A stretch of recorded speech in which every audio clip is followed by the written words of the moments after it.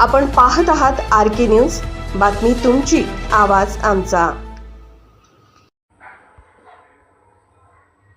पुतळा आगमन सोहळ्यासाठी उदगाव परिसरातील शेकडो भीमसैनिक येणार। उदगाव येथील बैठकीला उत्स्फूर्त प्रतिसाद। जयसिंगपूर शहरात डॉक्टर बाबासाहेब आंबेडकर यांचा पूर्णाकृती पुतळा आगमन सोहळ्याच्या पार्श्वभूमीवर उदगाव येथील श्रीराम मंदिर येथे सर्व समाज बांधवांची बैठक संपन्न झाली। या बैठकीत आगमन सोहळ्यासाठी उदगावसह परिसरातून शेकडो भीमसैनिक उपस्थित राहणार असल्याचा निर्धार यावेळी झालेल्या बैठकीत करण्यात आला। गेल्या 50 ते 60 वर्षापासून महामानव डॉक्टर बाबासाहेब आंबेडकर यांच्या पूर्णाकृती पुतळ्याचा प्रश्न प्रलंबित होता।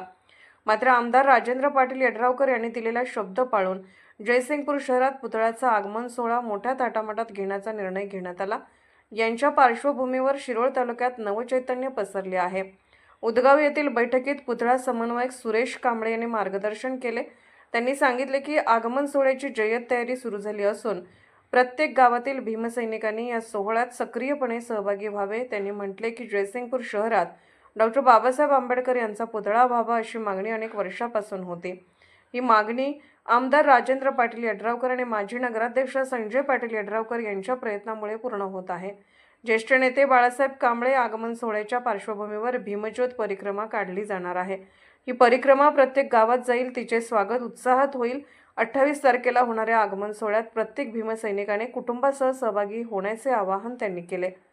यावेळी प्रारंभी स्वागत व प्रास्ताविकात संजय सासणे यांनी सांगितले की जयसिंगपूर शहरात डॉक्टर बाबासाहेब आंबेडकर यांचा पूर्णाकृती पुतळा येणे ही अभिमानाची गोष्ट आहे। गेल्या अनेक वर्षापासून प्रलंबित असलेला हा प्रश्न आमदार राजेंद्र पाटील यड्रावकर आणि संजय पाटील यड्रावकर यांच्या प्रयत्नामुळे मार्गी लागला आहे। यावेळी विशाल भरमे यांनी मनोगत व्यक्त केले। बैठकीत सर्वांनी मिळून आगमन सोहळ्याच्या यशस्वीतेसाठी सहकार्य करण्याचा संकल्प व्यक्त केला।